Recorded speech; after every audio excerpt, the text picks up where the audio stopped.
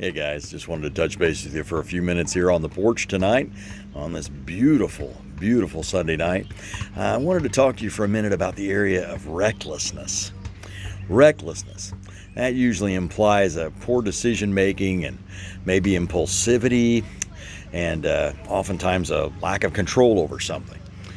Recklessness. Kind of a tough concept. Unfortunately, one that as humans we're really familiar with. Well, there's a remedy to recklessness, and that is insight. Insight. The remedy is insight, which allows for two critical ingredients. It needs these two critical ingredients in order for insight to happen or to germinate or to come out of our lives. The first one is time. Yeah, there's that thing again, time. And I don't mean just the kind that works around the clock hour by hour. I'm talking sometimes about weeks, months, and years. Sometimes overcoming recklessness in our life takes some time, some real time. Secondly, it takes consideration. And consideration is more than just a fleeting thought.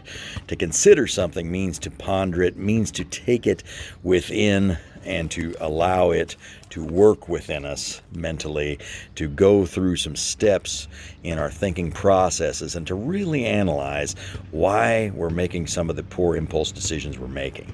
So it's really important when we think about this process that we understand that consideration has weight and it takes time, okay? We need to be doing that if we're going to overcome recklessness in our life. Time allows moments for processing, and consideration creates fertility in thought. Now, think about that concept. Fertility in thoughts. One thing to just have things on your mind. It's another thing for those thoughts to have meaning and to grow into something in your life. And I hope you're really allowing your thoughts to become something meaningful within you. That's extremely important if you're going to overcome the moments of recklessness that we fall into in our impulsivity in living. Okay. And also, of course, with time and consideration, we can finally come to the point of having clarity in our lives. And clarity enables the possessor to not only minimize the power and impact of restlessness in their life, but the beauty in the choice of another outcome. And boy, isn't it awesome when we can choose a better outcome in our life. I hope you're focused on good outcomes. I hope you're allowing yourself to take the time and to consider the choices and the decisions that you're making. When you do that, other outcomes can come, and they can be positive and change makers in your life, unlike anything and maybe any time you've ever had. So take these things and these ponderings about recklessness